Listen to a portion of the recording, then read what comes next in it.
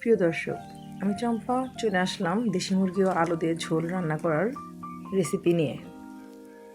আজকের ভিডিওতে থাকছে মুরগির ঝোলের স্বাদ বাড়ানোর কিছু টিপস অ্যান্ড ট্রিক্স, তাই স্কিপ না করে পুরো ভিডিওটা দেখতে থাকুন। আমি এখানে একটি কড়াই নিয়েছি, কড়াইটি গরম হতে দিয়েছি, এর মধ্যে কিছু তেল দিয়ে দিলাম। তেলটা গরম হয়ে আসলে এখানে আমি আলুগুলো ভেজে নিব। এর জন্য আমি আলুতে একটু লবণ, হলুদের গুঁড়ো নিয়ে নিচ্ছি। এখন আমি লবণ আর হলুদ খুব সুন্দর করে আলুর সাথে মিশিয়ে দিচ্ছি। আমার মেশানো হয়ে গেছে। এই পাশে কড়াইয়ের তেলও গরম হয়ে গেছে। আমি গরম তেলে আলুগুলো ঢেলে দিচ্ছি। এখানে আলুগুলো লাল লাল করে ভেজে নিব, তাহলে তরকারিটা দেখতে অনেক সুন্দর লাগবে। আর যেটা দেখতে সুন্দর সেটা খেতেও সুন্দর হয়। আলুগুলো কিন্তু একটু নাড়াচাড়া করে ভাজতে হবে এবং উল্টিয়ে দিতে হবে। আমার এক পাশ হয়ে গেছে, আমি উল্টিয়ে দিচ্ছি।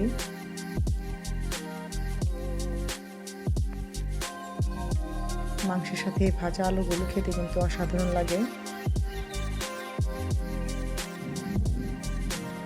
আলুগুলো ভাজা শেষ, এখন সবগুলো আলু আমি উঠিয়ে নিচ্ছি।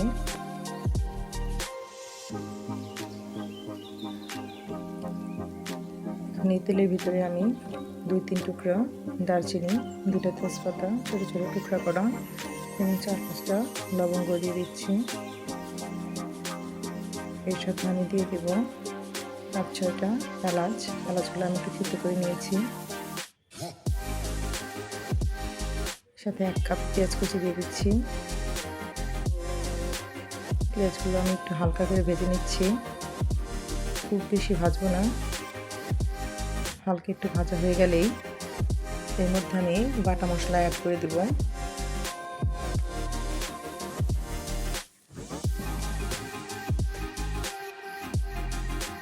রসুন বাটা দিয়ে দিচ্ছি 1 টেবিল চামচ, পেঁয়াজ বাটা দিয়ে দিচ্ছি 1 টেবিল চামচ এবং 1/2 টেবিল চামচ দিয়ে দিচ্ছি জিরা বাটা।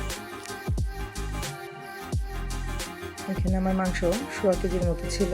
আপনাদের মাংস যদি কম হয় তাহলে আপনাদের মশলা পরিমাণ আরও কম লাগবে, এটা আপনারা জেনে বুঝে দিবেন।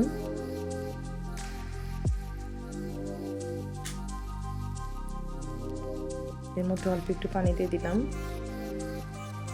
মশলাটা সুন্দর করে কষিয়ে নিচ্ছি, ফার্স্টে একটু বাড়িয়ে নিচ্ছি।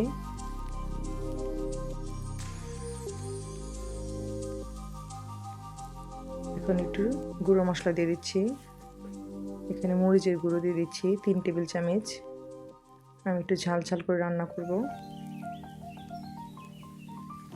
এবং জিরার গুঁড়ো দিয়ে দিচ্ছি 1/2 টেবিল চামচ। মশলাটা কষাতে আর একটু পানি প্রয়োজন, আমি আর একটু পানি দিয়ে দিচ্ছি। দিয়ে ভালো করে মশলাটা কষিয়ে নিচ্ছি, তাহলে মশলার কাঁচা গন্ধটা চলে যাবে।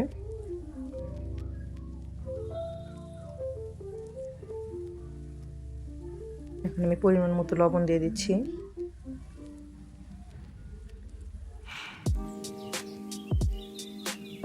আপনারা আপনাদের পরিমাণ মতো দিবেন। ভালো করে কষিয়ে নিচ্ছি।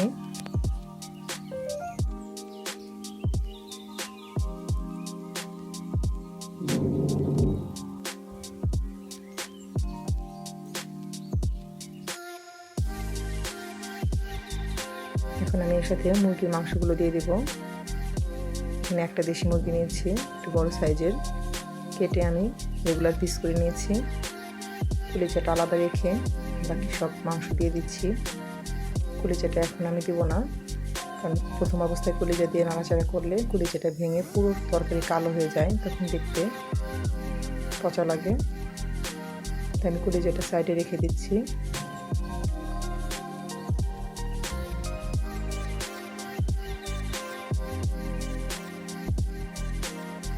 ভালো করে মাংসটার মধ্যে কষাতে হবে। 4 থেকে 5 মিনিট এই মাংসটা মশলার সাথে কষিয়ে নেব। আমার কষানো শেষ, এখন আমি এর সাথে পানি দিয়ে দেব।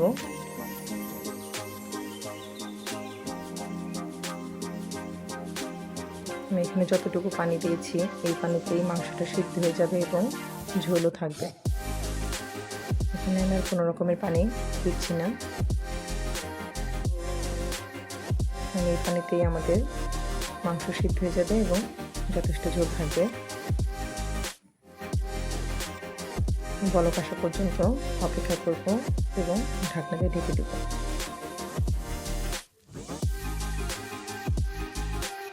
আমি যে কলিজাটা উঠিয়ে রেখেছিলাম এর পর্যায়ে কলিজাটা দিয়ে দিলাম, কারণ এখন আর কলিজাটা ভাঙার ভয় নেই, তাই তরকারির রঙটাও কালো হবে না। এবার চলে যাচ্ছে গোপন টিপসে। এখানে আমি একটা কড়াই নিয়েছি, কড়াইটা গরম হতে দিয়েছি। এখানে অল্প একটু তেল দিয়ে দিচ্ছি। একটা পেঁয়াজ যেন আমি ভাজতে পারি এই পরিমাণ, 2টা সাদা এলাচ, অল্প একটু দারচিনি ছোট ছোট টুকরা করা এবং একটা পেঁয়াজ কুচি দিয়ে দিচ্ছি। সুন্দর করে লাল করে ভাজতে হবে।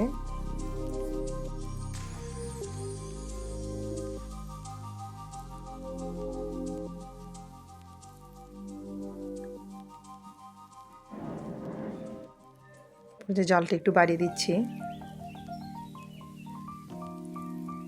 এই সেই গোপন টিপস যেটাতে মুরগির স্বাদ যাবে দ্বিগুণ বেড়ে।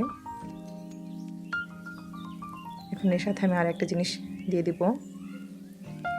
হালকা একটু লাল লাল হয়ে আসলে আমি এর মধ্যে দিয়ে দেব একটু জিরা, এটা হচ্ছে আস্ত জিরা, সামান্য একটু দিয়ে দিলাম। হয়ে গেছে, চুলার জল বন্ধ করে দিলাম। এখন আপনারা চাইলে এটা মিক্সিং জারেও ব্লেন্ডারে ব্লেন্ড করে নিতে পারেন অথবা পাটায় বেটে নিতে পারেন। আমি আজকে পাটায় বেটে নিব, কারণ আমার বাবার বাড়িতে এই মশলাটা সবসময় পাটায় বেটেই করা হয়, আর এটা প্রচুর মজা হয় তরকারিতে দেওয়ার পরে। আপনারা একবার ট্রাই করে দেখতে পারেন। আমি একদম মিহি করে বেটে নিচ্ছি। এই গোপন টিপসটারও কিন্তু একটা নাম রয়েছে, এর নাম কিন্তু ভাজনা বাটা। আমাদের এলাকায় এটাকে ভাজনা বাটা বলে। আপনাদের এলাকায় যদি মশলাটা খেয়ে থাকে তাহলে একে কি বলে অবশ্যই কমেন্ট বক্সে জানাতে ভুলবেন না। কথা বলতে বলতে আমার বাটা প্রায় শেষের দিকে।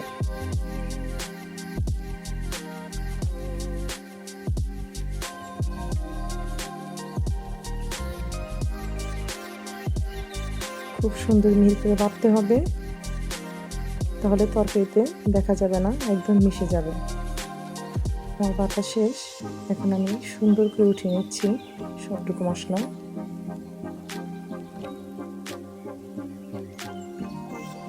চলে যাচ্ছে রান্নায়। এদিকে আমার মাংসতে বলক চলে এসেছে।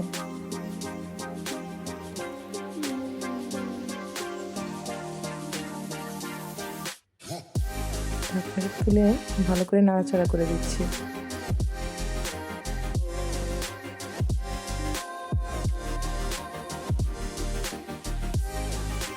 এ পর্যায়ে আমি এই মশলাটা মিশিয়ে দেব।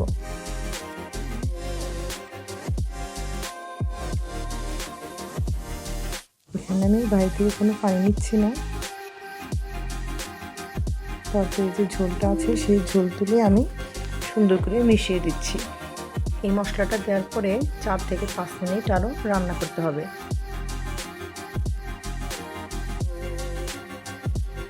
আমি আবার ঢাকনাতে ঢেকে দিচ্ছি 4 থেকে 5 মিনিটের জন্য। মাঝে মাঝে আমি ঢাকনা উঠে নাড়াচাড়া করে দিব।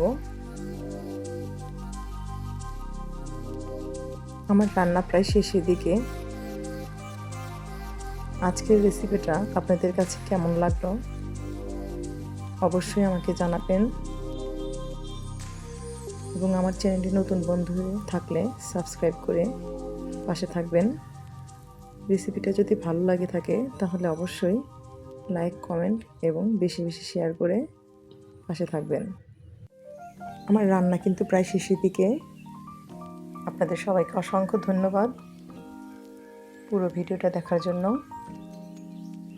মুরগিতে আমি যে মশলাটা ব্যবহার করেছি এটা আপনাদের কোন কোন এলাকাতে খায় অবশ্যই আমাকে কমেন্ট বক্সে জানিয়ে যাবেন।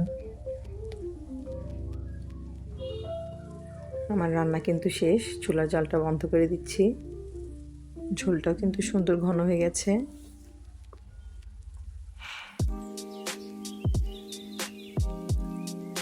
দেখতে যেমন সুন্দর, খেতেও কিন্তু তেমন অসাধারণ হয়েছে। তাই সবাই একবার হলেও ট্রাই করবেন। ভালো থাকবেন। আজ আর নয়, আল্লাহ হাফেজ।